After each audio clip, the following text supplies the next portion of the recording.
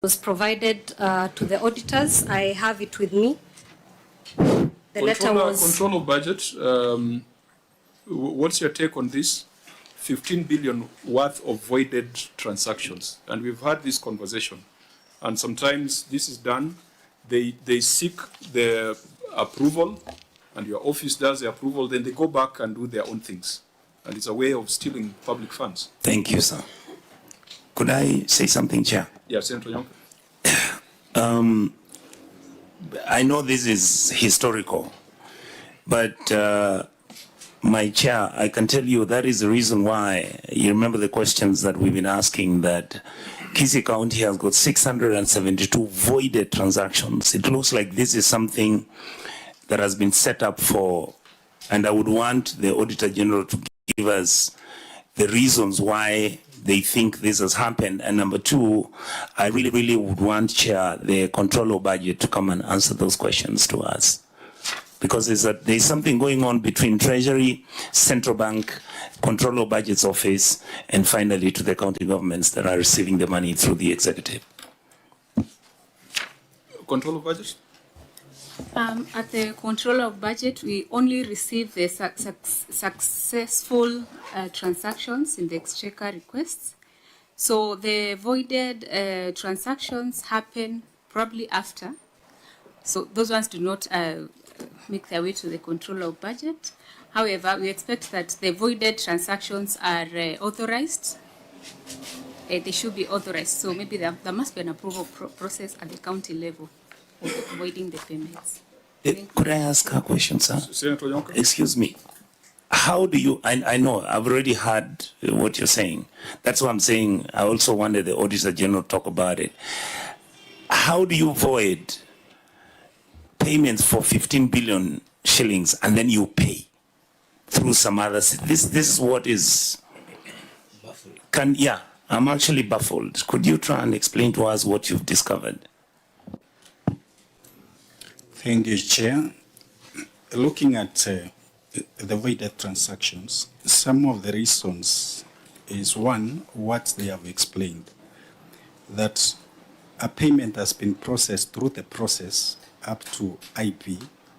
However, that approval for the final payment has not been granted either by COP, to lack of funds.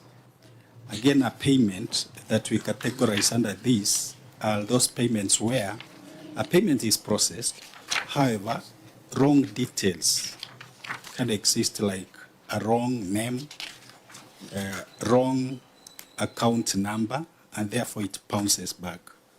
Thank you.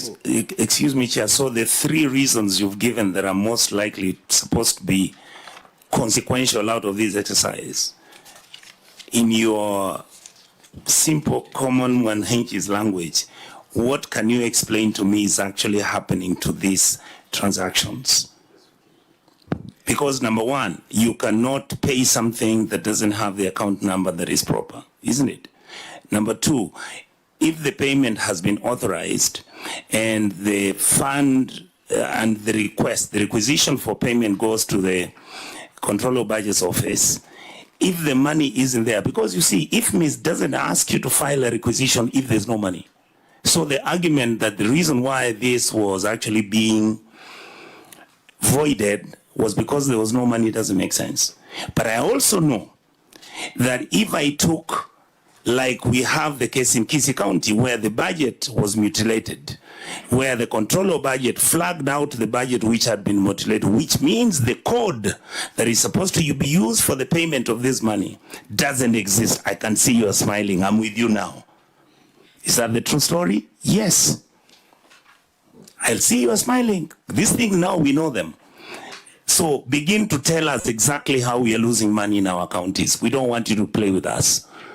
Many of us are well-schooled, we are accountants, we are forensic experts, the whole of this team.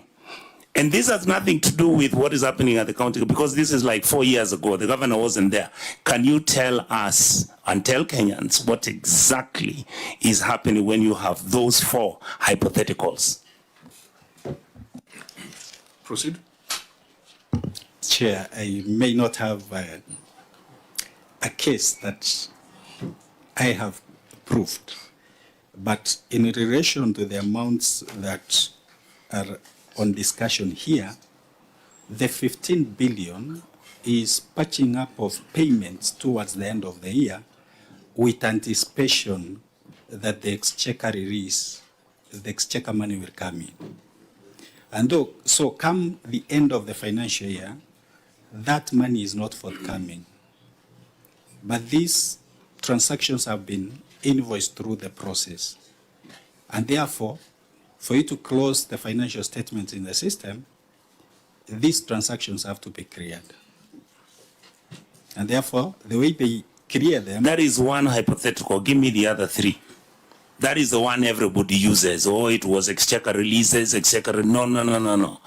Give me, why do you think somebody would actually stop payment of 15 billion shillings? Honorable Chair, can the finance experts from the county answer that? Because this is the system that they use on a day-to-day basis. I am having a problem even with the county because you had said there was no documentary evidence provided to support authorization and reasons for invalidation. The county says it is attached. We can't see it. We can't see it. Governor, why did you choose not to provide that to the Senate? Because I'd really like to see that authorization to invalidate 15 billion or to void 15 billion worth of transactions. I'd really like to see that. Yes, I want to see who has authorized it, who requested and who authorized. Chair, In your response, you have said the authority to void transactions has been provided. I'd really like to see that. Yes, Chair, I can confirm that this was provided to the auditors. I have a letter dated 3rd August 2022 addressed to the Director, IFMIS Department, National Treasury, requesting for voiding rights for officers working within the county treasury, and 5 of them are listed with their PF numbers, their ID numbers, and email addresses. And the letter was signed by then Acting Head of County Treasury, Mr. Joseph Gadhiaka. So, and the response? That is a request? So normally in practice, Chairman, once a letter is written, I've not seen a response back from IFMIS indicating that the rights have been granted. Usually within the stipulated time of 7 days, they issue the rights, and once the officers access the system... And 7 days would have fallen on the date of election? They're able to deal. What was happening on 3rd of August 2022? On the 8th. Chair, usually for clearing systems, again, based on experience... No, what significant activity was happening in the week of the 7 days from 3rd of August? Those 7 days that you expected to get response.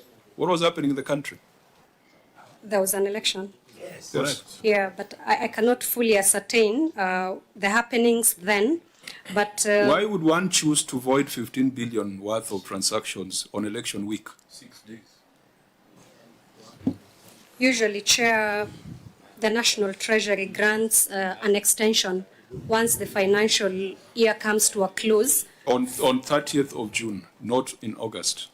Sometimes, Chair, it runs up to at least a month or two after the financial that's year a completely different matter. You are saying authority to void transactions has been provided, but you have described to us a request to void transactions. Correct. And that's why I'm saying I'm very curious to see who granted that authority and when it was granted.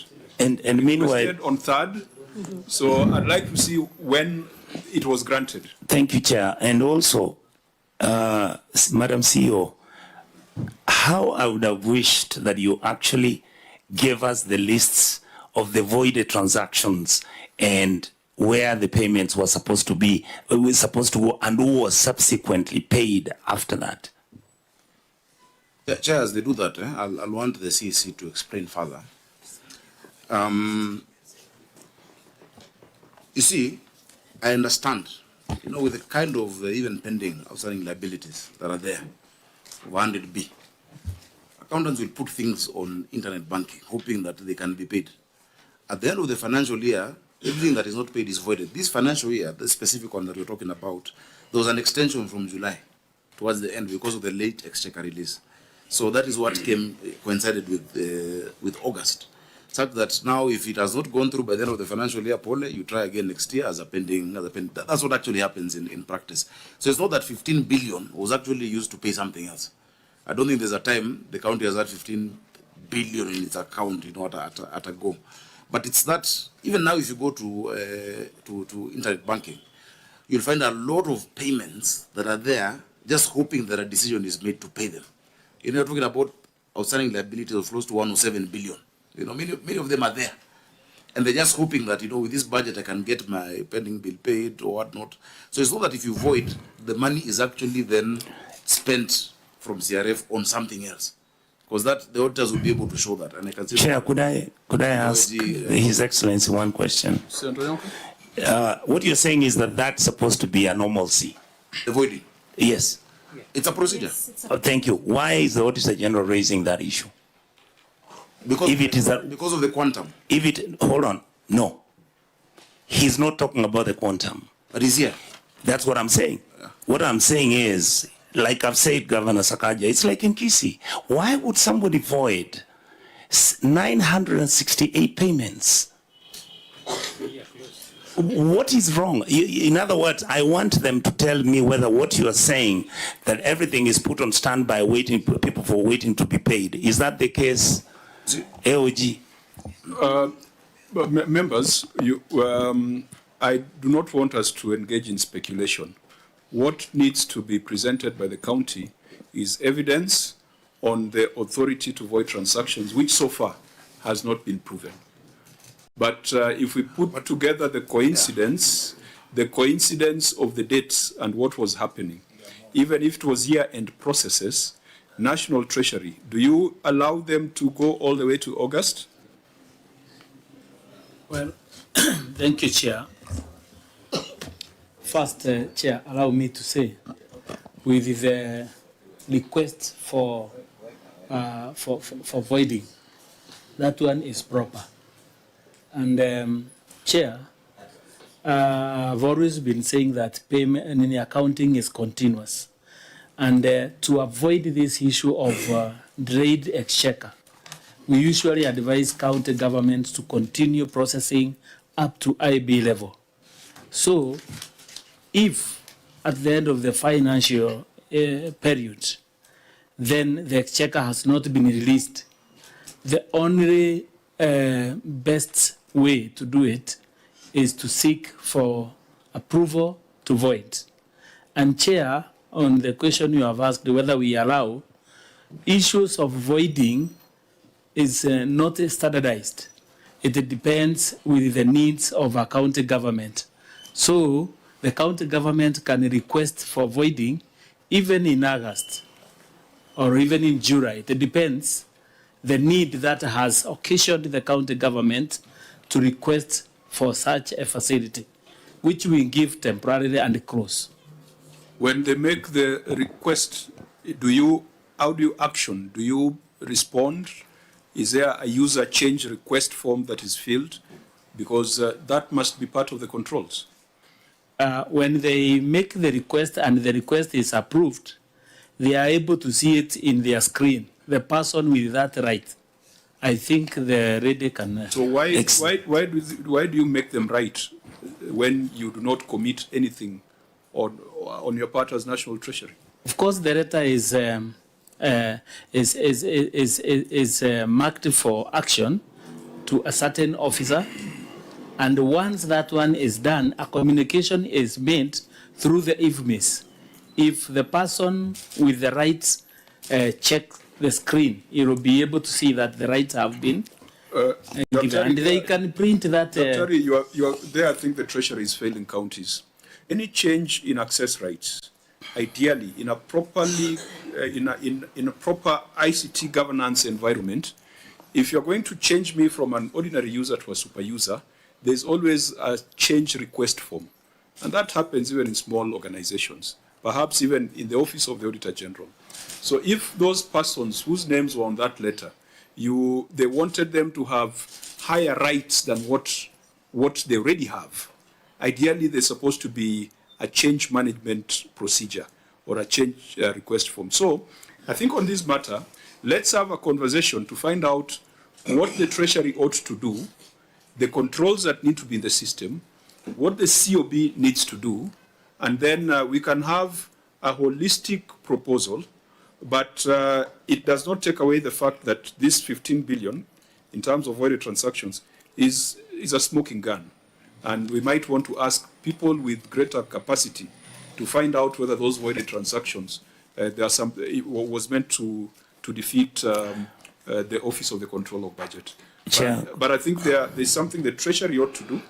There's something that needs to be put in the system, but there's also some duty of care on the part of the county. Chair, point of information, if you will allow me, sir. Senator. And it will take me 2 seconds. Chair, I've done a lot of research on this matter, and the information I've been given is that voiding of transaction is deliberate.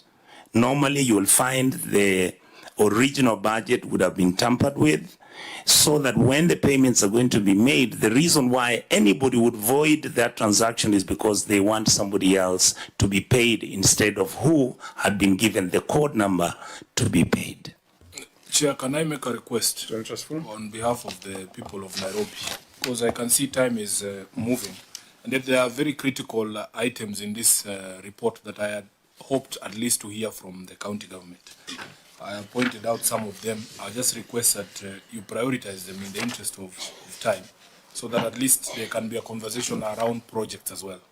Okay, so then let's get out of this. Yeah, but you've really awakened my mind when you mentioned the date and what it was close to. Possibly it was being voided to defeat me, in August 2022.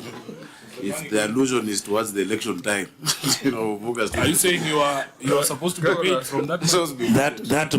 That money went to, yeah. But I think the information you can get, Chair, because I understand the argument and I can see there's concurrence.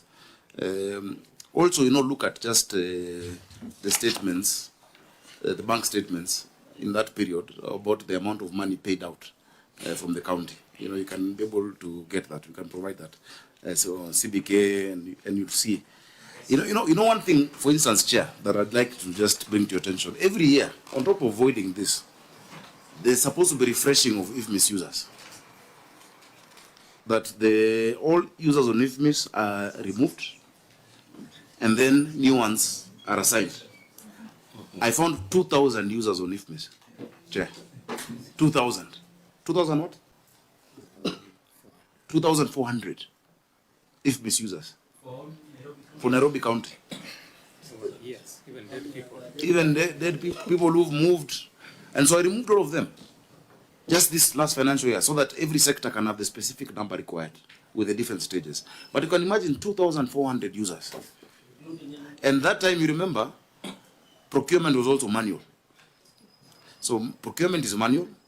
You have all these users hanging around in cyber saying, wacha nikufinyie, payment yako, That is why I left this Senate to go to become governor of Nairobi, to sort out these things. Because that was the situation. You cannot have all those users. Somebody can create a procurement process from scratch.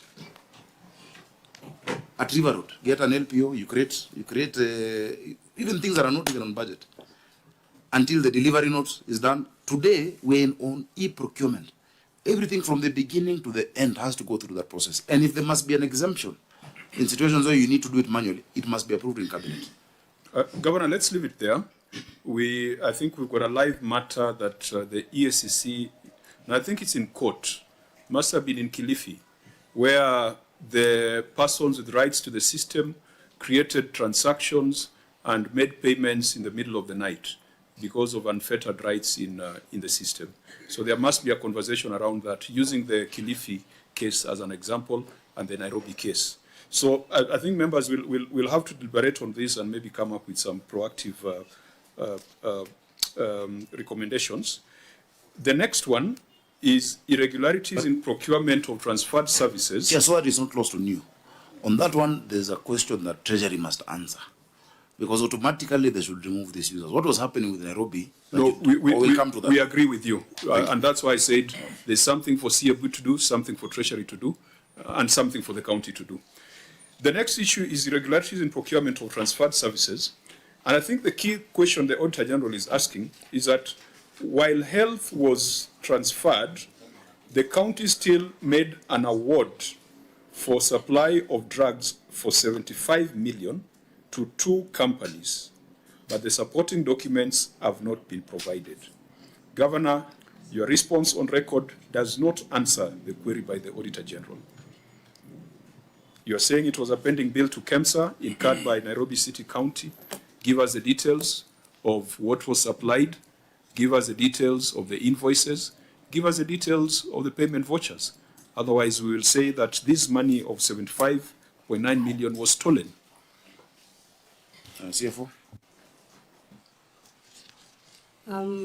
Chairman, we tried sourcing for support documentation on the payments cited by the auditors, but we could not, these documentations were not availed to us, and therefore we will leave this matter to the committee for further guidance. So this looks like theft of 75.9 million under the guise of medical supplies, and we shall be asking the EACC to be with us on this so that this money is recovered.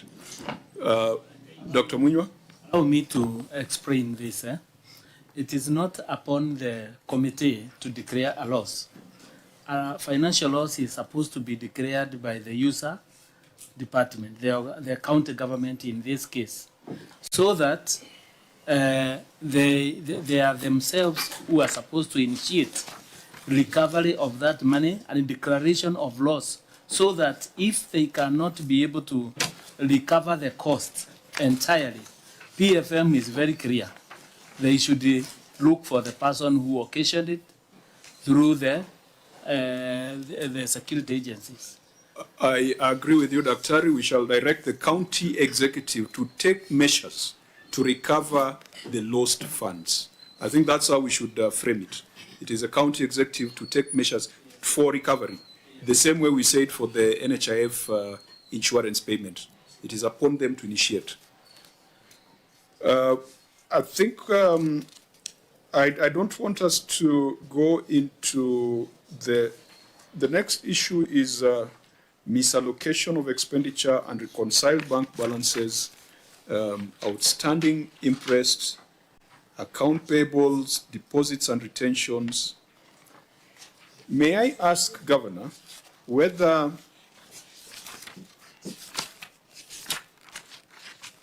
the signatory to these financial statements, Martha Wambugo, is still in the county executive? Yes, yes, Chair. Is Martha present? No, not only is she still in the executive, she's right behind me. Martha Wambugo, you are a member of ISPAC. Just give her the microphone. Yes, Chair. I'm a member of ISPAC. For how many years have your financial statements attracted an adverse opinion? For the last, since the county government started. Have you been signing the financial statements during that duration? For a period of 2 years. For the 3 years, what has been your score? Adverse and disclaimer. So would you sit proudly before the Senate with that kind of verdict? No, Chairman, we are not proud of that, but we are working towards getting a favorable opinion from our auditors. Have a professional responsibility. Yes, a professional responsibility that is personal. It is not about who was governor then. It is not about who was CC then. You, as a member of the Institute of Certified Public Accountants, member number 5435, you have signed financial statements for 3 consecutive financial years, which have either been disclaimed or been rendered to be adverse. Why do you think you should be trusted to manage public resources? Thank you, Chair. As a member of the Institute and with my team members, we've been doing our best to provide financial statements as required. But given the circumstances, some of the issues have not been supported, so the auditors have come up with that opinion due to unsupported transactions. But in the preparation of the accounts, we have done our best. When you sign off the financial statements and you have numbers in that financial statement, where do the numbers come from? Aren't they supposed to come from supporting schedules and payment details? Thank you, Chair. They do. They come from IFMIS, they come from the sectors. But at the point the auditor comes to verify these things, some of these things are not provided by the sectors. That is the main problem. So why would Chair. you report something that is not supported? We report as per the transactions recorded in our books, in our IFMIS system. But the actual documentation, sometimes to support these transactions, is not availed to the auditors. Whose responsibility is it to avail them? It is the responsibility of Finance and County Treasury to avail them from the sectors. So the sector accountants and the chief officers of the sectors, we are tasked with compiling the reports. So we require the sectors to support us, to give us the documentation. Why are you required to sign these financial statements? Thank you, Chair. As a member of the Institute, as a qualified accountant, that is why I signed these financial statements and also what as does a your holder of signature that mean? office. What does your signature mean on these financial statements? Yes, yes, So Chair. I want you to say it. What does your signature mean? We take responsibility. So you can't tell for us these about sector financial accountants. statements. You can't tell us about other people. It is you as a professional who must take responsibility. And if you do not agree with the numbers they are giving you, you do not sign. Because as a professional, you cannot sign something that is not accurate. Why should we not refer you to the Institute for Disciplinary Action alongside the others who have gotten adverse opinions? Thank you, Chair. As I said before, as a sector, as the finance sector and the county treasury, we compile the figures from sectors, from the state, from the IFMIS, and our vote books. Then we demand the supporting schedules from the sectors. And the best we get is what we prepare for the auditors to look at. You are accounting like IEBC, Yeah. where Chebukati signs things at Bomas, then he says go and blame the returning officer in the county. That's a sham we have seen in our elections. We cannot accept that from professionals. Can I ask, Chair? You spoke of circumstances. Which years have you signed? 2021 and 2022. What circumstances were prevailing at that time that would make you sign documents that would put you in problems with my chair? When we prepare these financial statements, Chair, we prepare them with the best information we have received from sectors. As County Treasury, we compile the statements from all sectors. So if every department brings you documents that you Yes. can clearly see forgeries, they don't make sense, what is your responsibility as the person who signs off on those accounts? Thank you, Chair. Our responsibility is to confirm the information we get from sectors. And what we have confirmed is what we put on the financial statements. So everything there you have confirmed? From the sectors, yes. You sounded like Chebukati. Excuse me, I Chair. can actually see his face, Chair. Yeah. Chair, Sir. for me, this is what is wrong with our systems. This is wrong. This is the reason why devolution is dying. You ain't brave enough not to do your job. You ain't brave enough to stand up to the stealing that goes on. All right? The governor was not there. You guys were the custodians. Sasa umebeba mkia. That is where we are. And we are not going to fall back on these issues. Because you can't bring documents here which mean nothing to us. And then you assume all of us are dunderheads. We know nothing, we see nothing. Who are you protecting? This is where we are. We are really feeling frustrated. And yet you look like you know what you're doing. You sound like you are well schooled. Imagine, I just feel like you throw away the water with the baby. Senator Cherarke. Maybe, Auditor General, you have finished 22, 23. How does it look like through the chair? 22, 23? What was your opinion? Chair, the opinion is adverse. Again. And again, it's the gracious lady who signed the financial statements. No, Chair.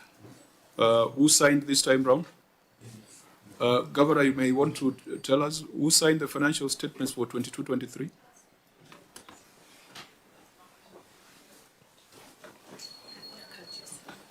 Joseph Gadiaka. We are going to crack very hard on professionals who have the responsibility of doing the right thing. And they don't do the right thing and they assume it's business as usual. Yeah, You have seen what has happened in your county assembly, and we are seeing the same kind of situation in the county executive. And again, Governor, he does not have to take the Senate to talk to your staff.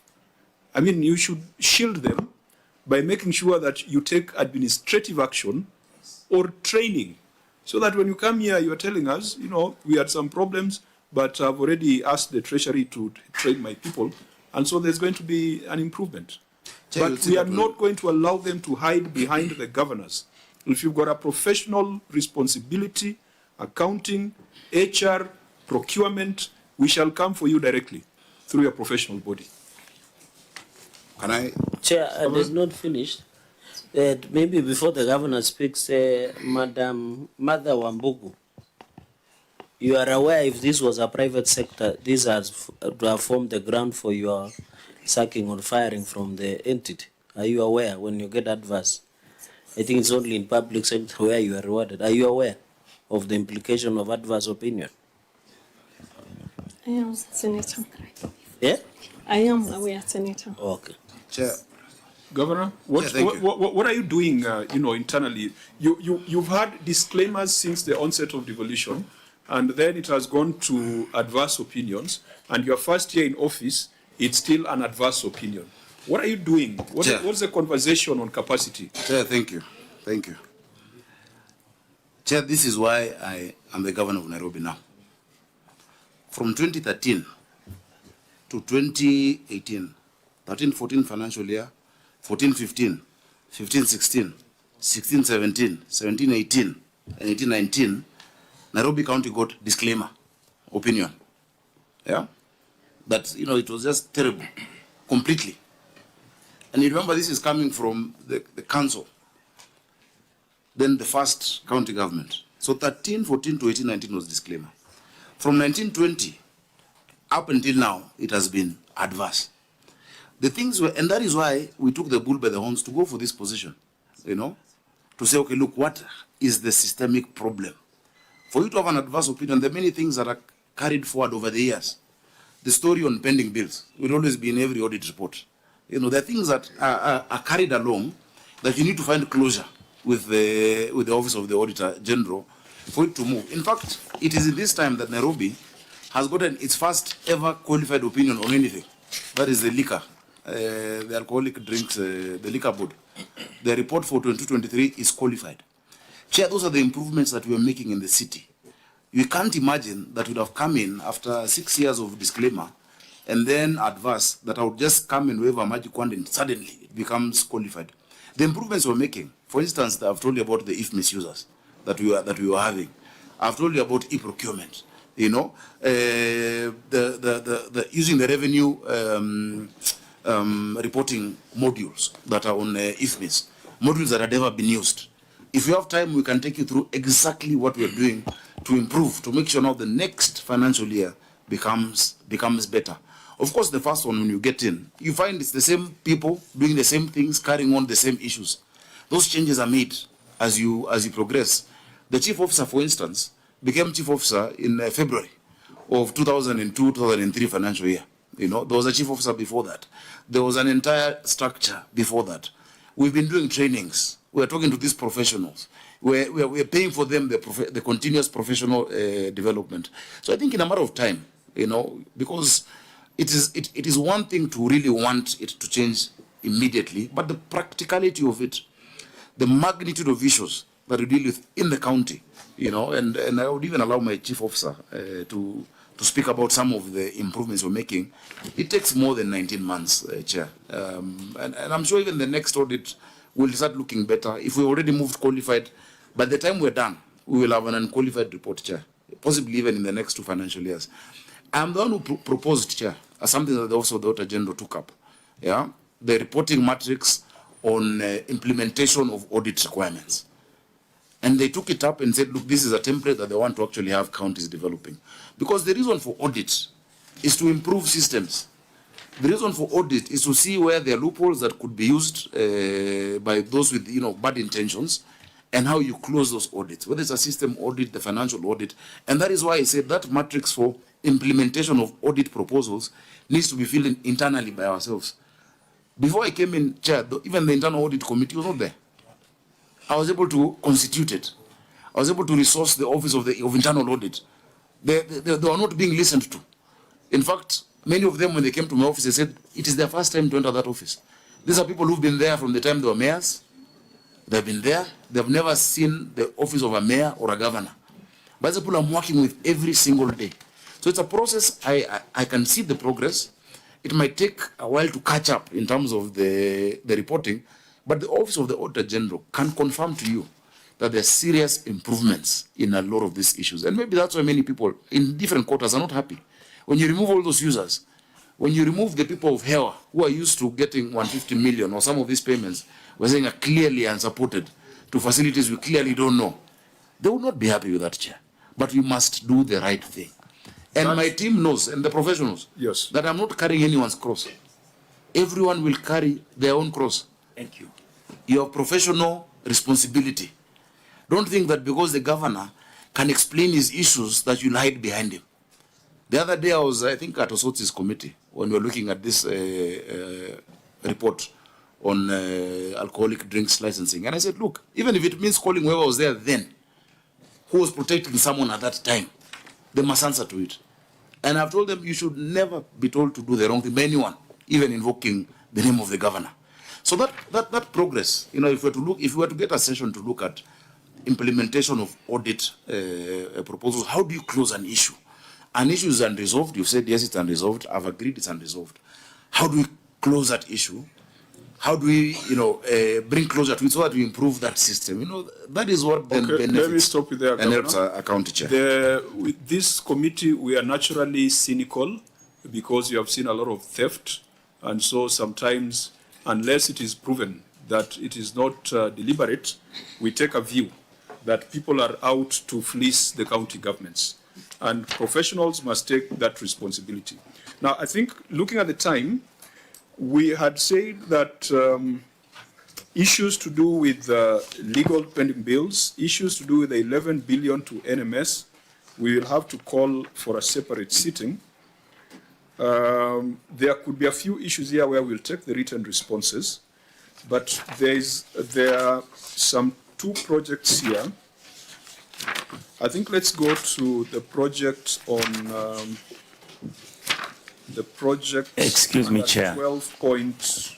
I believe under the standing orders we are past 5 o'clock.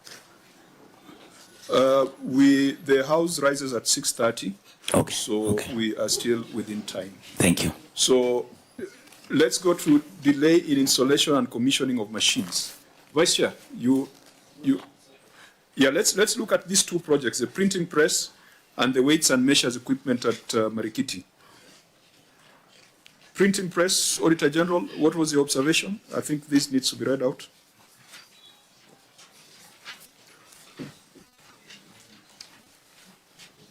It is on page 20 of your audit report.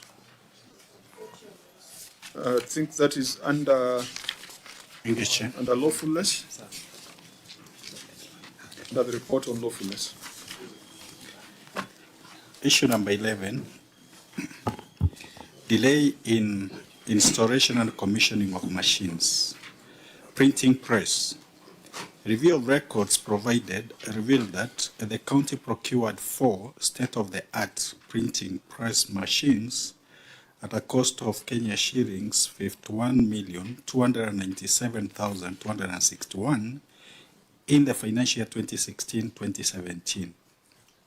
Fiscal verification carried out revealed that although the machines were delivered, 3 of the machines, Perfect Binder, Kenya shillings 10,025,743, Offset Printing Machine, Kenya shillings 14,410,000, and Galtine Machine, Kenya shillings 7,575,286, had not been installed. 5 years after their procurements. Management's explanation was that the machine's height was more than the height of the ceiling of offices in Nairobi City Hall. And as a result, they could not fit, putting into question if feasibility study and user requisition and specification had been carried out before initiation of the purchase. Thank you, Chair. Governor, may you read your response? Chair, my response is as presented in the document. Just read it, because the Auditor General also read it. Read their finding. I'll ask the CC Finance to read that response and explain. Space for installation of the 3 machines was identified at the basement of main City Hall. The 3 machines are, as had been pointed out, offset Just printing read machine. your management response first. The 3 machines are offset printing machine, guillotine cutting machine, and a perfect binding machine. The requisition was done and forwarded to the procurement for award. Advertisement for award was done on the 18th of March 2024, and no one met the requirements. Advertisement of the same was done on 8th April and closes on 14th April 2024. What was the requisition that was done? What was it for? Let me ask for assistance from the Director of Procurement so that we know what the procurement was. What requisition are we talking about here? You bought materials in 2016, a printing press in 2016. It has not been implemented. There is no value for money. So I thought that's what you are going to be responding to.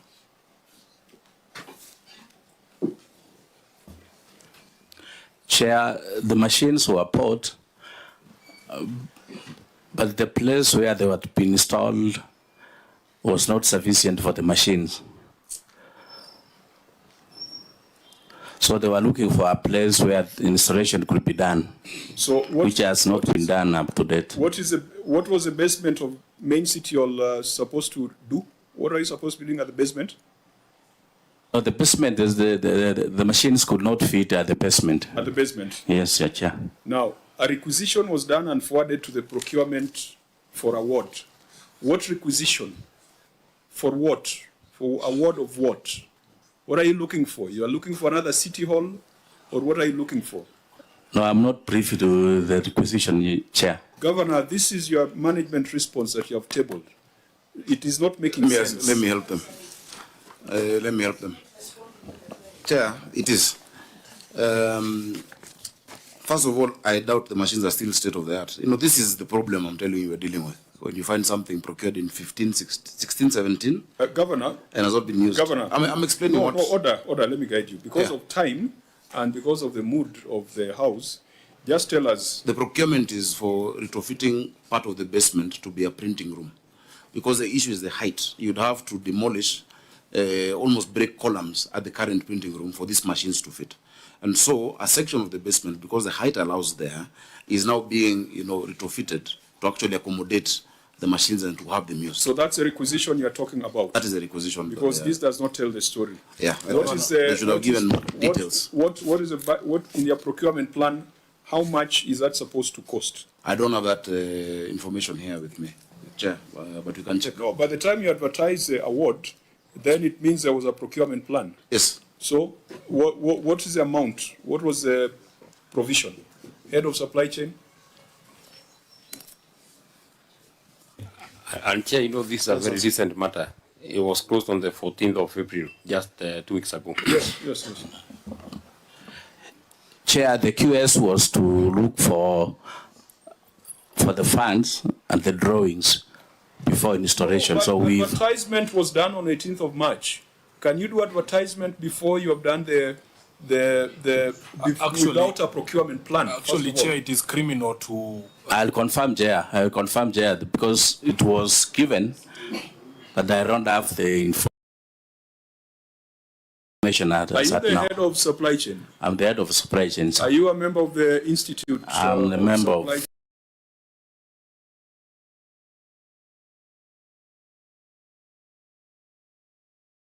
Managers. Yes, Chair. So the same concern about professional responsibility that we put to the member of ISPAC applies to you. Are you aware of the management response that is before the Senate? No, Chair.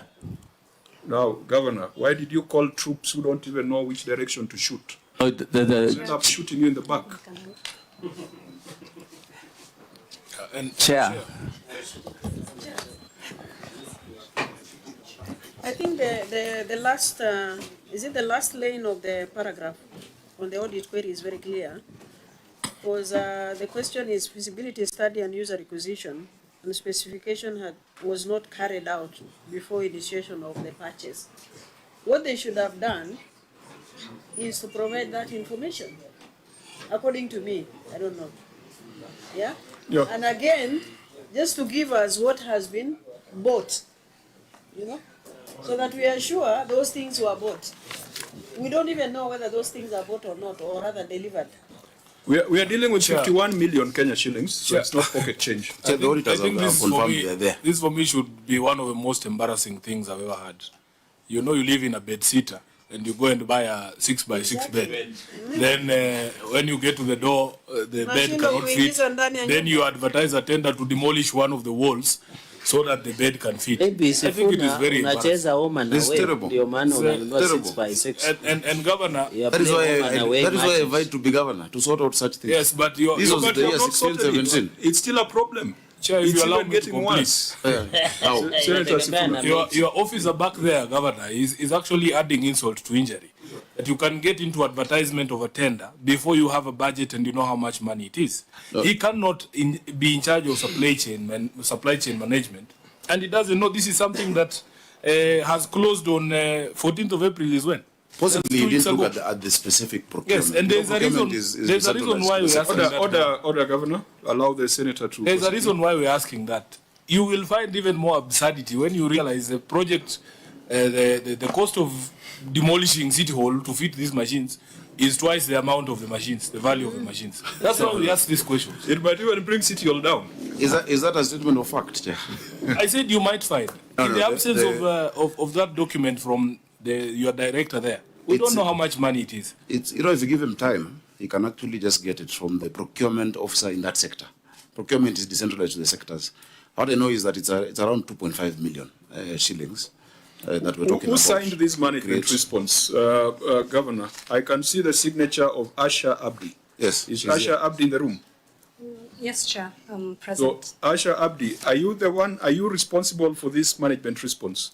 Yes, I have submitted. Of course, it is a governor's response, but you're the one who put it together. Yes. What are you telling us here? Chair, maybe I can just shed light on this. Procurement is currently decentralized at the county. Requisitions are done by the sectors. We have fully implemented e-procurement end to end, and therefore the user department actually carries that function from the point of requisition to contract management. So could be that's why the director... Yes, there is decentralization, but yes. What's the point of convergence as far as the PFM is concerned? The director supply chain management... Yes, so you cannot run away from that responsibility. Where you delegate duties, responsibility still remains, accountability, and is it accountability or responsibility? Remains at the center. So tell us, you have spent 51 million to buy a printing press in 2016, 2017. Perhaps some of you were not in the county government. what are you doing to make this thing work? So if I can answer the question, one, we do not do any advertisement unless there's a budget provision for it, simply because if you're doing e-procurement, then there's no way you can advertise for a project without a budget. So the budget for this project is actually 2.5 million. It is at initial stages of procurement. Advertisement was actually done on 8th of April and closed on 14th April. We are yet to close on this tender, but at least the procurement process has started to ensure that these machines are actually put to use because the services are required by the county. What was the intended objective of this? Of this machine? The printing machines? Yes. Printing. So, Chair, if I can... Sorry, yeah, just explain. The amount of money spent. Exactly. Yeah, So because it's a value for money question. Actually, it's a value for money question. And I believe the thought behind this was to ensure that the county minimizes its recurrent expenditure on printing. From experience, every sector was actually outsourcing for printing services and spending quite colossal amounts of money to suppliers, while these services could easily have been provided in-house. So that is the reason behind. Have an procuring indication of those how much we spend printers. every year on printing services? I don't have that information at the moment, but we can have it availed, Senator Singh. Why must it be only at the basement and not in any of your other county government facilities? Currently, there is availability of space at the City Hall basement. Chair, the governor, But you have to spend millions to make it ready. the governor has hosted us in some of the rooms at City Hall. They have very high ceilings. I don't know why we need to demolish basements. No, We can there's push that nothing machine being into one of those. demolished. The 2.5 million is to create, to create space for it, at the basement. And all of the printing requests, Governor, the printing needs are. those being Sorry, requested. No, I think I want us to, Governor, please crack the whip on your team. This thing, you have inherited a skunk, but you are still carrying it around. You need to get rid of it. Because 51 million in 2016, obsolescence, whatever, if it's technology, if it had movable parts, if there's been no service, if it's not been used for that duration, you will go and repurpose your bed sitter, then you find that the thing is not working. Yes, Chair, you can imagine an entire term of office of somebody and the NMS and everything in between didn't even use these machines. This is from 16, 17. So 17, 18, 18, 19, these are, 51 million of Kenyans money, yet people are still printing things. In fact, you must check if there are printers who are connected to people who, get that contract to keep printing and make the machine deliberately not work, So what we're coming to do is to say, okay, look, we have these machines, can we make them work? Chair, when I got in our data center, for instance, had not been utilized. It was not being utilized. World Bank spent so much money in making us have a proper data center. Now that we've, activated it and put, all whatever we need to use it for, is only realizing these machines brought to us during Kidero's time are now getting obsolete. They have been quiet. In fact, my discussion with World Bank is like, look, you put money in this project for us to use technology. For the last 5 years, it has not been activated. Kindly extend to me fresh machines. There's a Nairobi addressing system, physical planning, the addressing and street naming system. For 5 years, it had been installed in a room that was locked. And then we went and opened up that room. We are the second city in Africa to have a physical addressing system. But for 5 years, in fact, the guys who did it here, we were the first. Because it was not being implemented. They went to implement it in Kigali, in Rwanda. So, Chair, these are things I have found. And I am, we can say what I inherited, I will not call it a skunk. But there was a problem from leadership to inspiration, because the same people have been able to improve on many things. Chair, in the first financial year we got into office, of course, the election was in August, September, whatnot. I was able, with the same people, to raise the highest revenue in 5 years. With the same people. This financial year, which is the second one, as of today, I've already surpassed that record. And I still have 2 months. Let's not go there. We have said revenue will have a separate conversation. Yeah. Let's go to Ukulima Market, is that Marikiti? Weights and measures equipment at Ukulima Market. Auditor General, what's the issue here? Chair, Yeah, did I just read read the entire? Yeah. Yes. So during the year under review, management paid an amount of Kenya shillings 17,206,000 in respect to supply, installation and commissioning of weights and measures equipment at the Ukulima Market. The installation works commenced on that 1st May 2019 for a period of 3 months.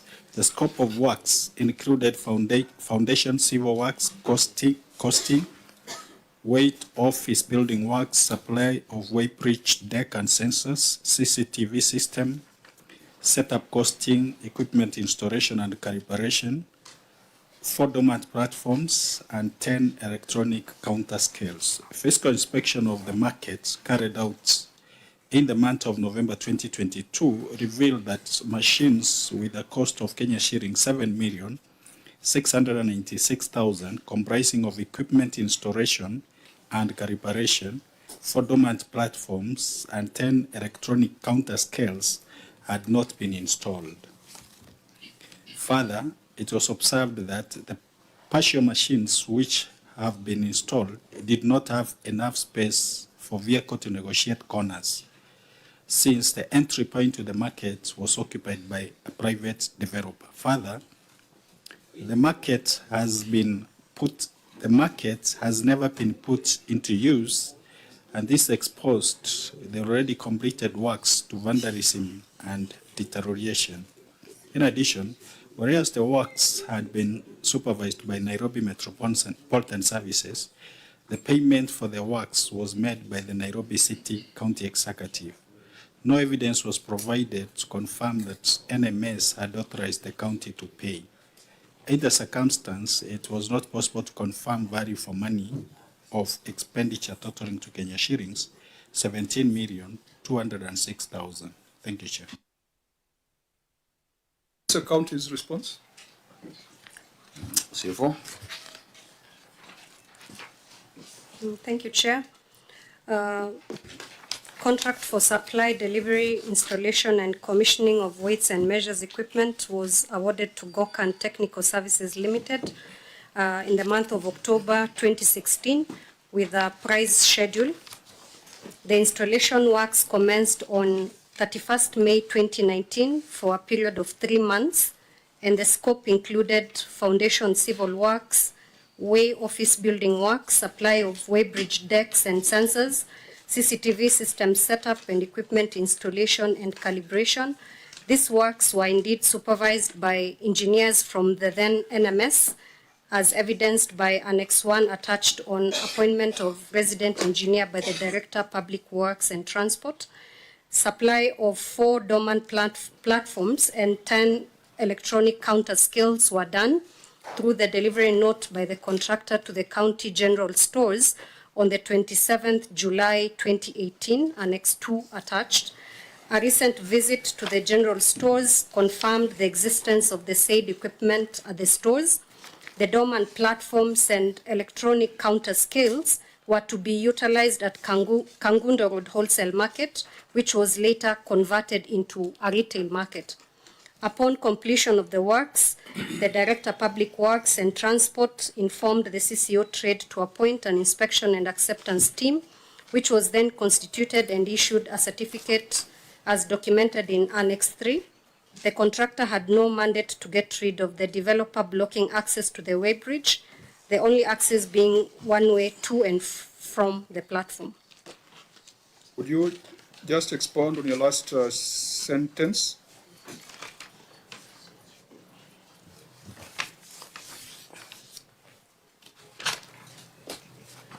Chair, the last sentence, the last paragraph, basically just highlights appointment of an inspection and acceptance team to ensure that those supplies were actually delivered at the The last stores. sentence.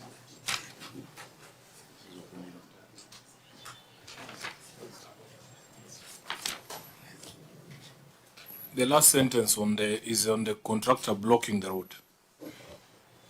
Blocking? Blocking the entrance. Well, what, yeah, just explain that. I'm trying to make sense of it. And Governor knows who taught me English. Must have been the same person who taught him English.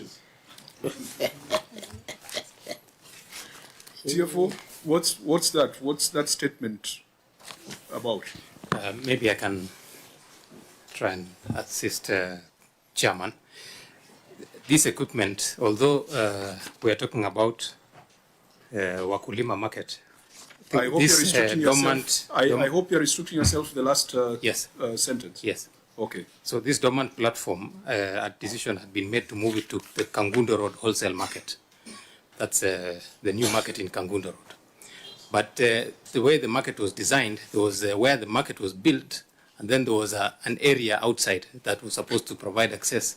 But there was a building there that I think there had been negotiations about how it could be gotten rid of.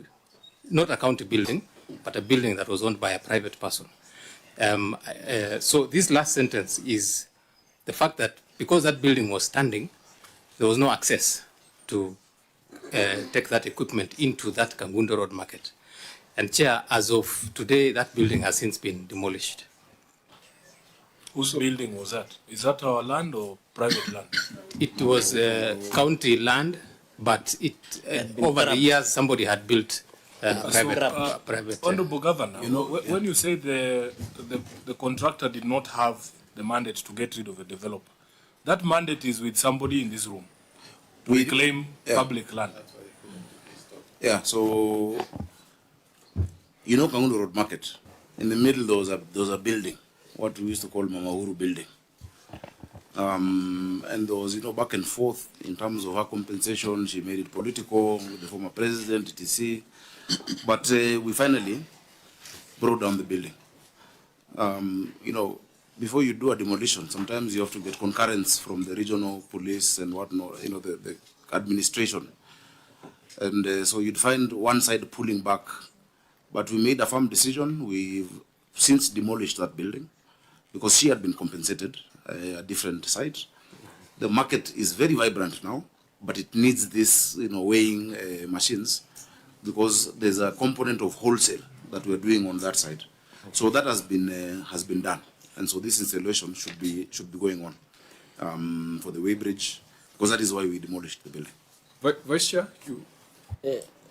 Governor, so the question was, I think it was under public participation, that this one was supposed to be Ukulima market. So what happens to your people who wanted to have this service within Ukulima market?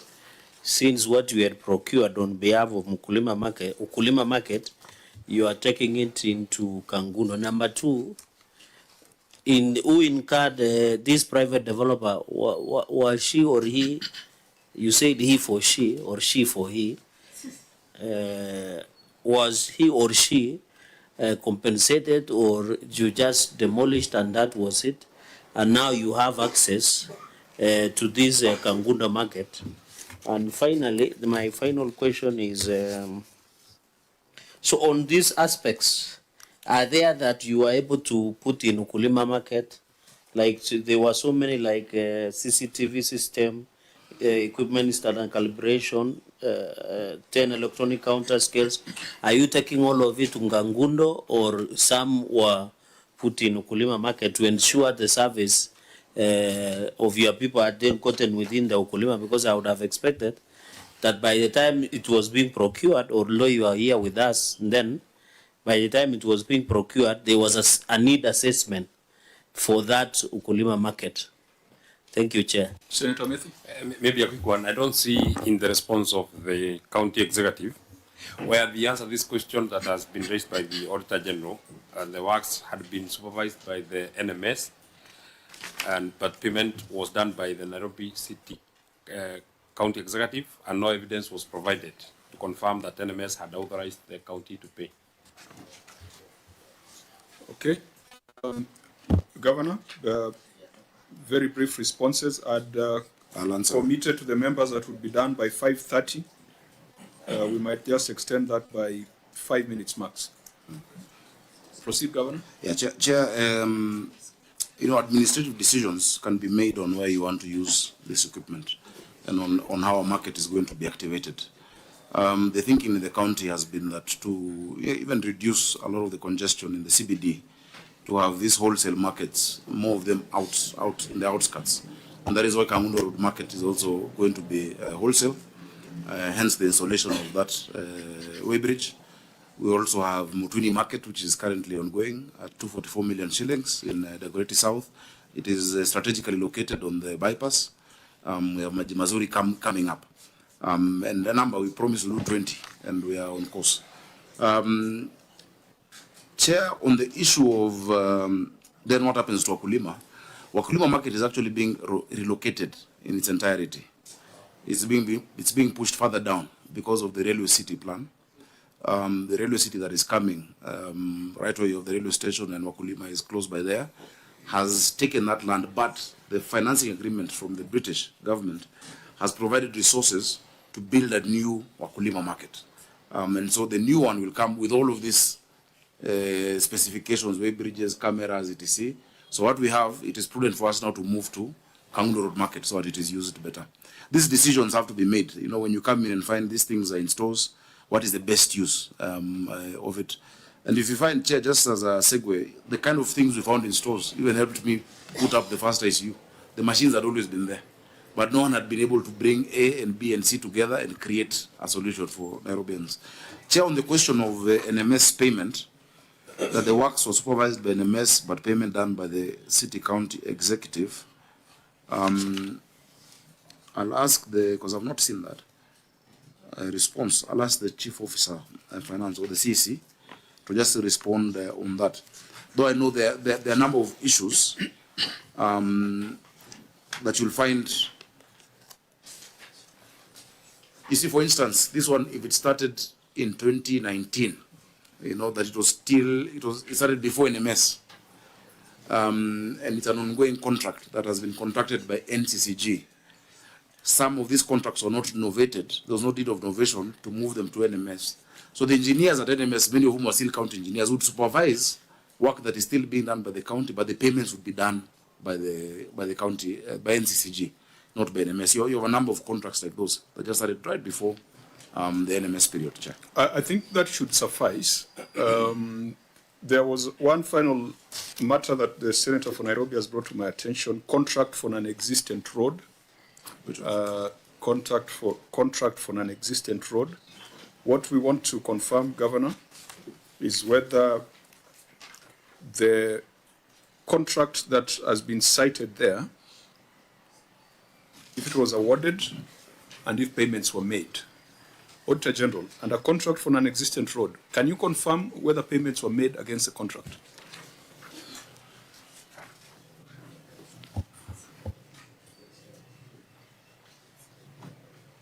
You have cited contract for an existent road. Chair, there is no indication that payments were made, but contracts were entered into and signed. So contracts were executed without mentioning the specific roads to be done. Exactly, Chair. It was an open check. Governor, can you confirm whether payments were made on this contract? I'll ask the Chief Officer Works. This actually is finance because it's road development. Do you have Engineer Eston?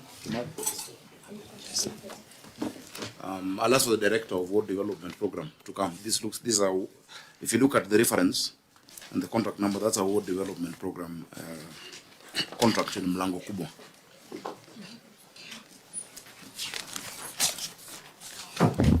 Just confirm whether payments were made for these non-existent roads. That's what I've asked for. The director. See the gentleman joining us now. Just sit down.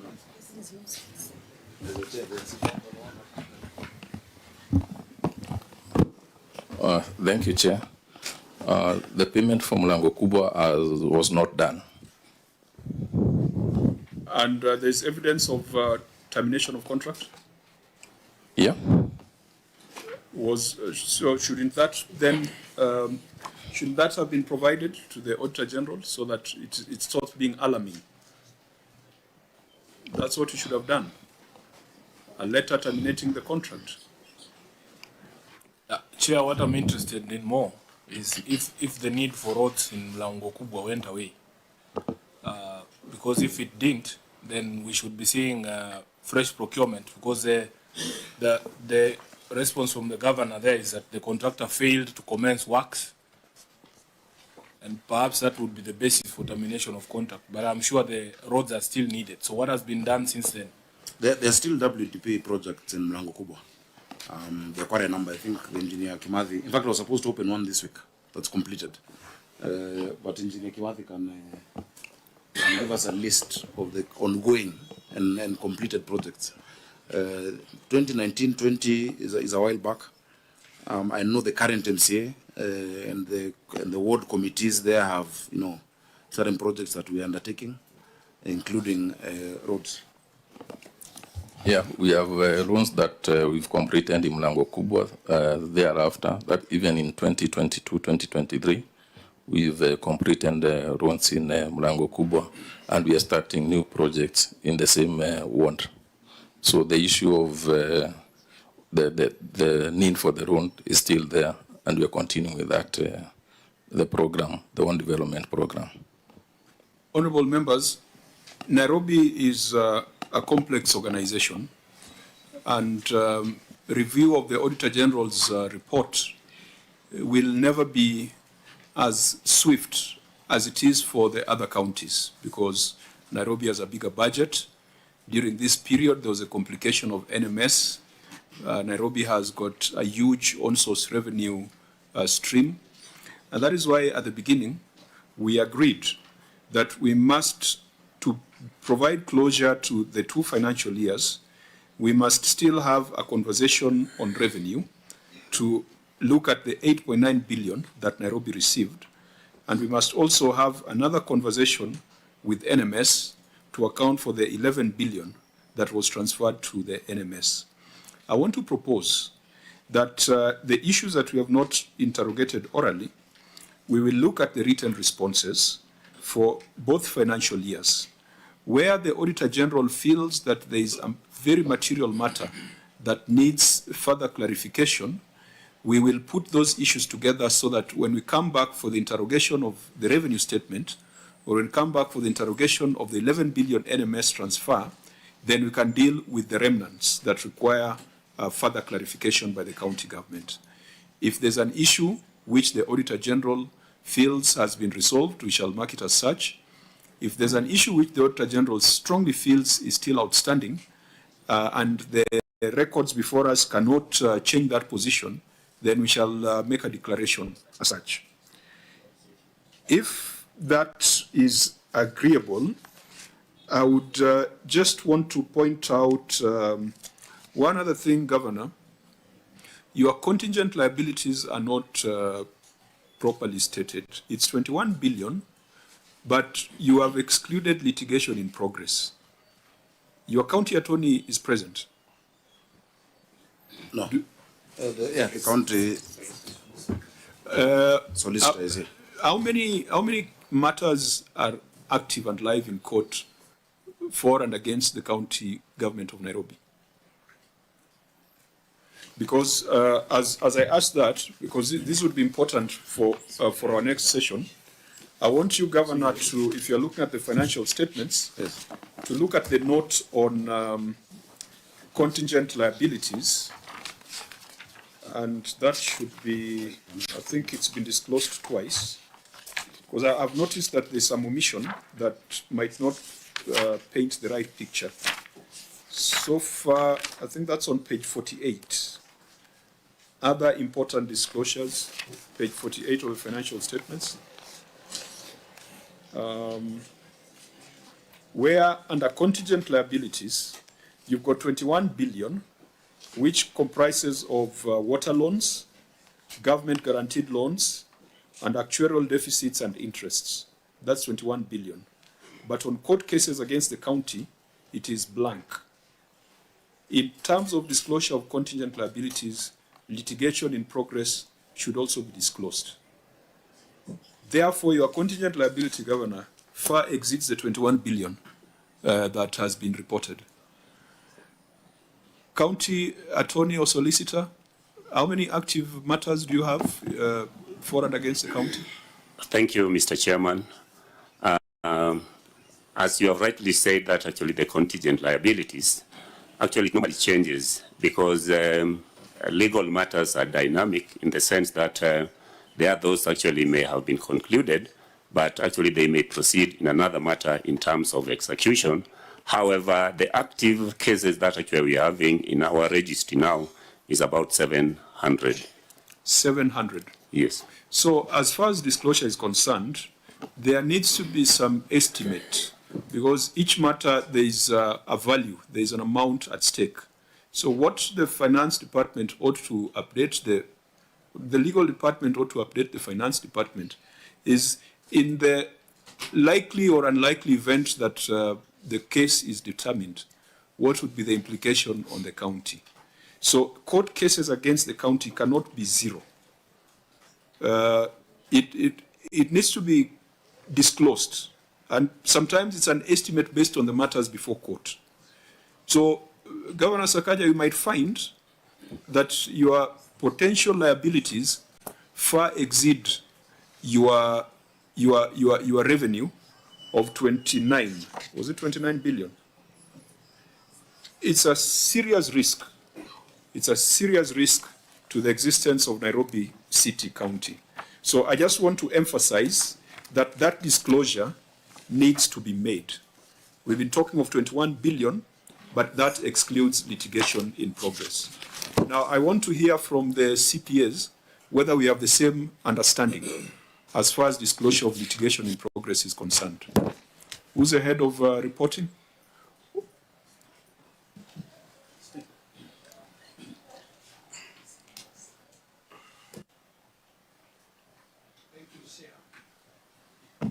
Thank you, Chair. The 21 billion pending bills for legal, these are determined cases. Some of them are decreed or some are garnishee orders. But what we have currently on ongoing cases, these cases are not quantified, and that's why we did not include them in that particular year. Auditor General, how do you treat litigation in progress? Chair, if you go to the financial statements on page 23, under significant accounting policies, they have already indicated what should go there. One of it, if I read, is a possible obligation that arises from past events and whose existence will be confirmed only by occurrence or non-occurrence of one or more uncertain future events, not wholly within the control of the entity. So rightfully, if there are cases in court that might have a financial implication, they should be disclosed. You are also a member of the institute? Yes, Chair. Yeah, because some, even under that note, some of the contingent liabilities may arise from litigation in progress. So you might be talking of 21 billion as having been determined and established. So they'll be in account payable. Yes. But what is the estimate? What is, because it's more of a risk management practice, that if all these cases were to go against the county government of Nairobi, will the entity continue to exist? So that disclosure is important. Court cases against the county cannot be zero. And I think that the governor must demand that visibility, must demand that disclosure. It does not mean that you're going to pay, but you must make some reasonable estimate so that in the event that occurs, you are able to make financial arrangements to settle that obligation. So your contingent liabilities far exceed 21 billion. And Auditor General, I think you need to demand for that disclosure in subsequent reporting cycles. Chair, I want to confirm that during the verification that will be carried out before appearing in the Senate, this issue was brought to the attention of the client, and I think we're in agreement that going forward, those disclosures need to be made. Do you have any reasonable estimate of what that would be? The court cases against the county? Have you attempted to quantify? That information we requested from legal department but what they provided is the listing of the 700 cases without the amounts. So you must demand for that because it's required for disclosure purposes. Yes. Yeah, 700, I mean, if each case was even 1 million, that's still a very significant amount that must be found in the event that your legal team does not do a good job of defending the county government. Yeah, on that we're in agreement with the Auditor General in terms of that reporting. Okay, so then let's bring this conversation to a close, but with the rider that there are still some things that we need to query further, the ROR, the NMS, and if there's any residual matter that requires the confirmation by the governor. Members, any remarks in closing, or we donate our time to the governor, to the senator for Nairobi?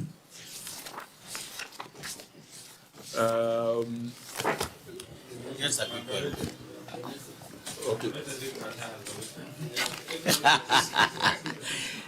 just a request, Chair, just a quick one. Yes, as much as we appreciate what Governor Zakaria is doing, please, Mombasa is not in very good shape. Mombasa Road is not in very good shape. Do something about Mombasa Road. That is the face of this country. That is the Ministry of Roads and Transport. I'd like to send RK to deal with that. CS Murkomen should be the one doing that. Thank you. But he's busy in funerals and Arambe, so unfortunately, it's not the purview of the governor.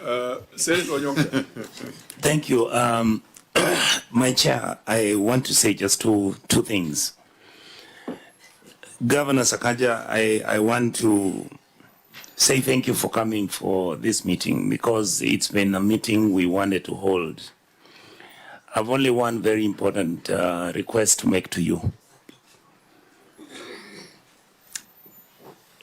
You're amongst the young leaders who've been given an opportunity. The expectation is very high on you. I really wish that you do your best. I know you mean well, because I've been with you for now, I think 3 days, Chair, going through different committees and listening to you.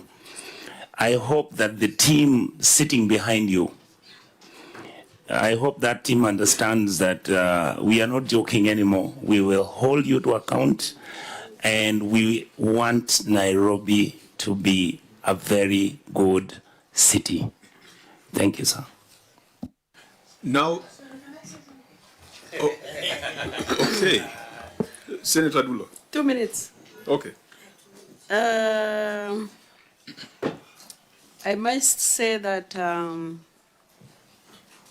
you have tried. Yeah? I think for the last one, is it 1 week or for the last week, we had counties appeared before us. And majority of the governors were referring the response to their chief officers and CECs. But from what we are seeing today, I must say you have tried. Keep it up. It looks like you are actually on top of things. And I'm sure if you continue like that, and also holding the officers under you accountable, which is a very good thing. So keep it up. Wish you all the best, despite the challenges. Thank you. Since the senator for Nairobi carries, we have donated all our time to him, he might make a very lengthy speech. So I will prefer the governor to come first, closing remarks, and then we wind up. Thank you, Chair. Chair, I don't think I have much to add. When I vied for the position of governor of Nairobi, I knew what I was going for. When I made the decision to vie for senator of Nairobi, I was with you in Belfast or Londonderry, one of the two places in Northern Ireland. And I remember I was chairing a meeting, but I chose not to chair that particular session, and I was scribbling on a long notepad. That time, We were in the same committee. You're a senator. I was a member of the National Assembly, but chair of the Cohesion Committee and Equal Opportunities. I understand my city of Nairobi. For many years, our city has been on a free fall, especially following 1992 elections, when the ruling party then lost grip of the capital. And so there's been a lot of systemic decline in our city over those years, whether it is in matters of land, in matters of fiduciary, issues. And so when I took this task, I knew what I was going to face and what is ahead of me. As you've seen, from 2013 to 2018, Nairobi has been getting disclaimer opinions. It's been a mess. From 2018 to 2022 has been also equally a problem. But when you're faced with such a task, what do? You summon the best that you can put together. Of course, you believe in God, but you must have a plan on how to sort out this city. This city will be sorted out by ourselves. And that's what I keep telling my team. It is true, most of the staff in the county, apart from the chief officers and not all chief officers, some chief officers had even been there, and I promoted them. But apart from chief officers, CECs and advisors, most of the staff have been there. Just this weekend, there was a celebration of Team 89, inspectorate officers who joined in 1989. And many are there, some have retired, 35 years ago. To bring change, there is no instant thing you can do. It is an ideal situation, but there is no magic wand that is waved to change a city like Nairobi. But I'm happy that I can be able to track progress that we've made, significant in many, many areas, whether it is in healthcare. Chair, in healthcare, we have things that have never been seen before. Nairobi had no ICU. Kenyatta is what used to be seen as ICU. We have now more than one intensive care unit. The lifts at Pumwani last worked when I was born, Chair. Now they are back working. Our ladies can go to theater. We've introduced the position of CEOs in our hospitals. And there's been transformation because we just had boards and medical superintendents. Medical superintendents are doctors. And so sometimes they may not look at the holistic nature of running a hospital, from the gate to the customer service, to supply chain, to the issues of human resource, to technology. Those changes are taking time, but they're being felt. In 10 years, from 2013 to the time I became governor, scholarships and bursaries in Nairobi were given worth 3 billion. But in less than 10 months, I was able to more than half that. We've given scholarships and bursaries 1.88 billion. People around this city who had never felt the county, they had never felt devolution, now are wondering, also, actually, my child can get a bursary thrice a year. It used to be given once in 3 years. Now it's given 3 times a year. Every term, 2.5 million first term, 2.5 million second term, 2 million third term. 1 out of 4 children in Nairobi were not going to school because of hunger, Chair. Most interventions to deal with hunger had been focused in the arid areas. That's why even the department in the ministry is called nomadic education something, We said it when we were in the Senate that we need to do a feeding program. In fact, I'm very pleased that if you look at the Hansard when Senator Wambua had brought the mung beans bill, I spoke about how Nairobi will be buying ndengu from Kitui, which we are doing. Chair, in less than a year, we're able to build 10 kitchens. We're able now to feed 184,000 children every single day at 5 shillings. We've been able to get significant support towards that program. School enrollment has gone up from 250,000 to 310,000 just in the second phase of the school feeding program. In the third phase of that program, Chair, we're going to make sure, because we've now broken ground to another 7 kitchens, we're going to make sure that all children in public schools are fed, and then the public schools become satellites to the informal schools, upbeat schools. When I say Nairobi was on a free fall, there's no explanation why Nairobi has 210 public primary schools, yet we have 17 constituencies, 85 wards. If you look at maybe some of your constituencies in your counties, one constituency might have 100. But how do we sort out that challenge? Do we say, let us not feed these ones because we can't feed everyone? Today we've increased that enrollment. We're now building 5,000 classrooms. The national government committed, and they put 1 billion for classrooms. We have put 500 million, and every year 1,500 classrooms. Meaning by the end of this first term, we'll possibly have left more classrooms than I found when I became governor of Nairobi. So, Chair, the challenges are numerous. This is a city whose last master plan was done in 1976.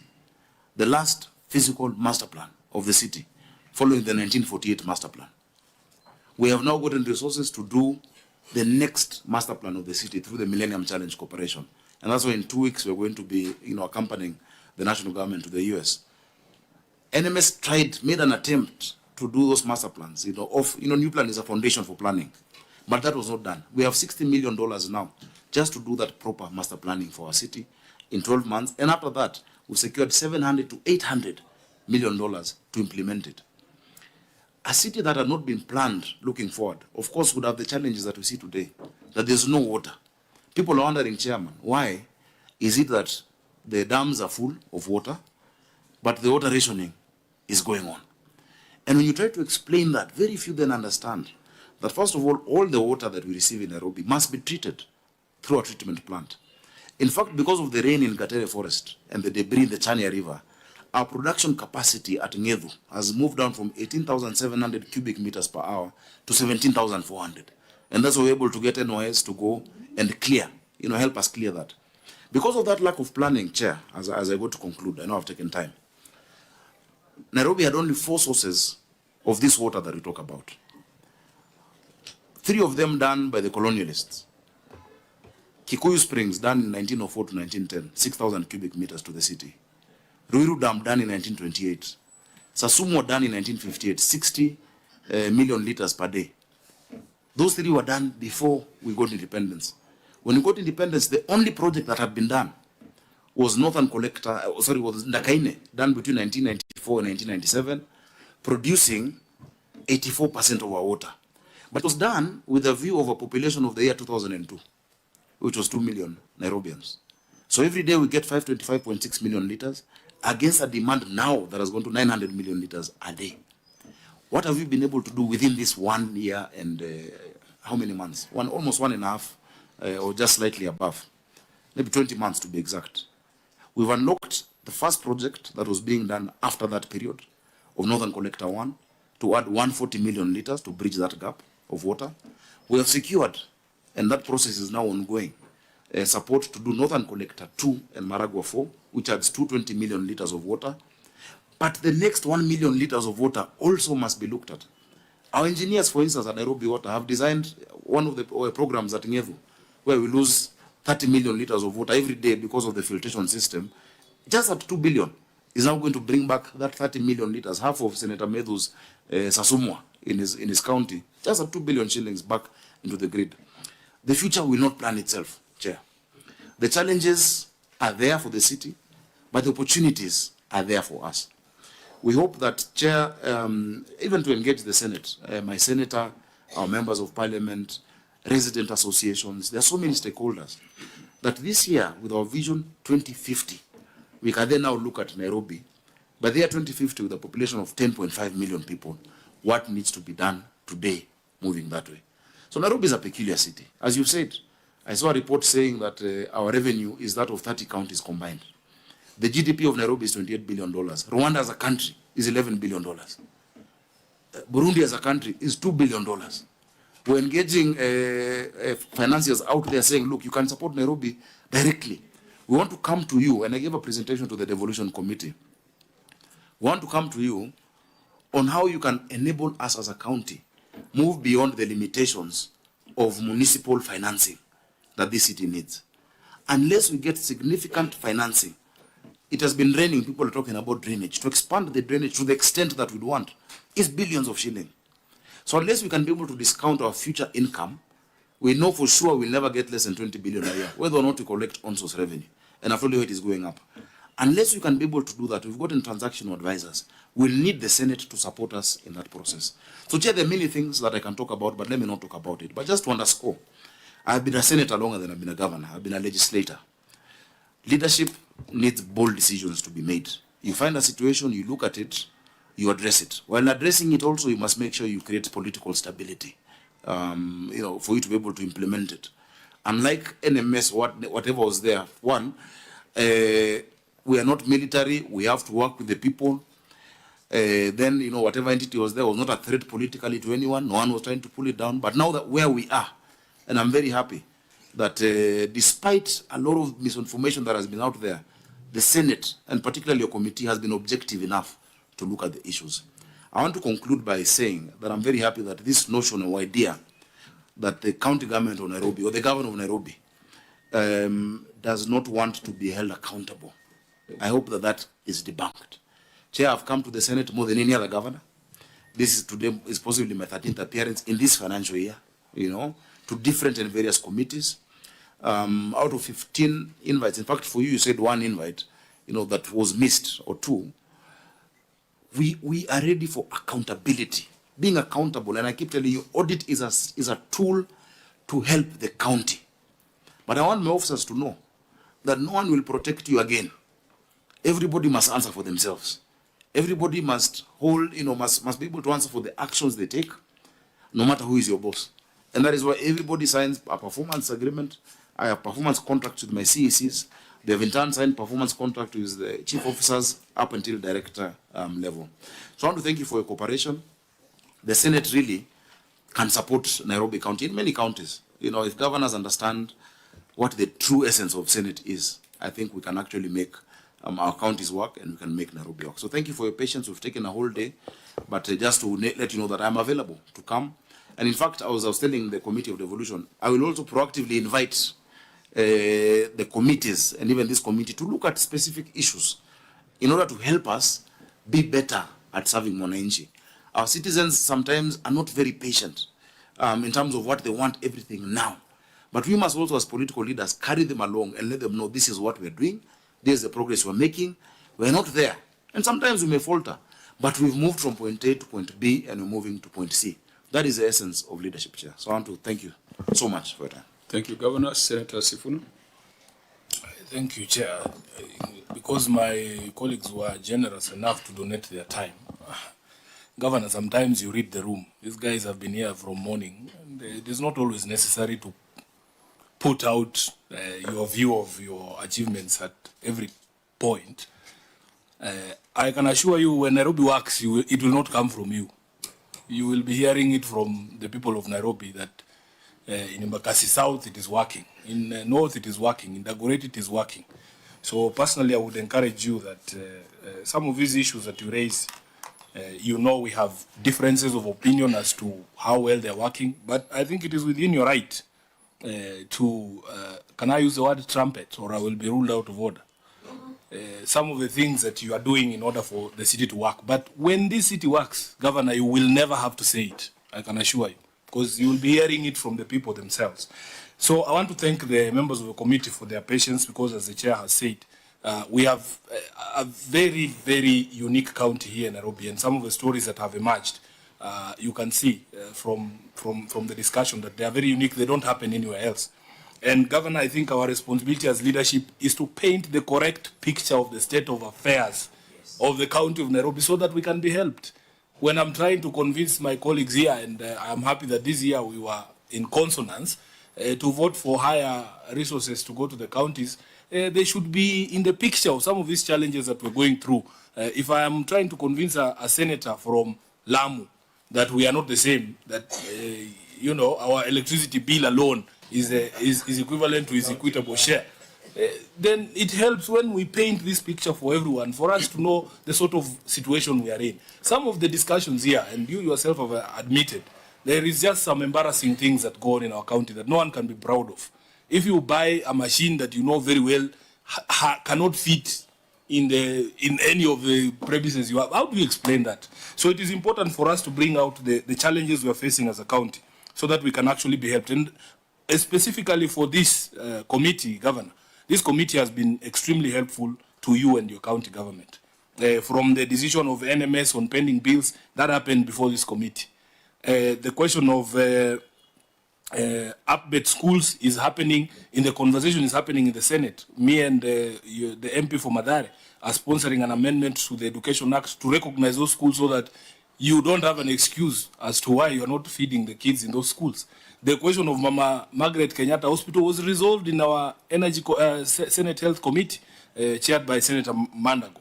And of course, the passage of the extra resources for this county. So my encouragement is that you need to paint the actual picture. In Nairobi, nobody is going to be patient with you. It doesn't matter how many times you repeat that it's only been 1.5 years. This is one of those counties that you build the boat as you sail, because nobody is going to wait for you. At the end of the day, somebody who requires those services, the roads, the medicine, the healthcare, is not going to sit back and say, oh, by the way, our governor is still dealing with the NMS problems. We must work on these problems progressively as we move on. So for me, really, I don't want to speak further than that. We just hope that finally we will unlock the formula to make sure that this city works. I thank you, Chair. Just to conclude it is to thank my members for their resilience and even the media for staying with us for this long. This has been one of the longest meetings. Governor, when I look at the functions and powers of county governments in the fourth schedule... Excuse me, Chair. Please don't forget to remind the governor that he has not paid money for flock. Yes. I was going to come to that. When you look at functions and powers of county governments, all those functions from number 1 to number 14, Nairobi County has got something to do with it, has got a function, has got a service to deliver. Unlike some counties, there are some counties without cinemas, without libraries, without museums, without parks and recreation facilities. And Nairobi has to offer services from agriculture to liquor, all the way to, I think it goes all the way to control of drugs and pornography. That is not a problem in some counties, but it is a problem and a demand in Nairobi City. And therefore, I feel, having sat in the Senate for this long, that we must agree on a financing and governance framework for cities that is distinct from the financing and governance framework for the rest of the counties. And it is not just about an NMS structure or talking about who the CEO of Nairobi should be, whether a politician or a bureaucrat, but Nairobi needs unique and distinct financing. And the division of revenue cannot deliver the resources that Nairobi needs for it to be a modern and world-class city, hosting a United Nations headquarters. Governor, let's work together so that when you come before the Senate, we are not talking about retreats at unknown locations or contracts on unknown roads or weights and measures that should have been implemented a long time ago. I hope that we should be able to talk about green bonds. We should be able to talk about infrastructure bonds. Counties like Laikipia have been bold enough to bring a proposal to the Senate for approval for infrastructure bonds. We should be able to talk about climate financing and how you can use that. The illustration you gave of footbridges that have to be constructed to allow children to move from one part of the city to the other to attend school qualifies for climate finance, because those infrastructure improvements are as a result of climatic conditions and actions. That would be put in the books of accounts as climate finance. So there's a lot of money, but if we are still counting pennies and cents, and if you are still talking about voided transactions and lack of reconciliation, I would really like the Senate to engage with the governor of Nairobi on bigger things, bigger ideas to unlock financing, and bigger ideas to ensure that the people who live in Nairobi find it to be a hospitable and beautiful place.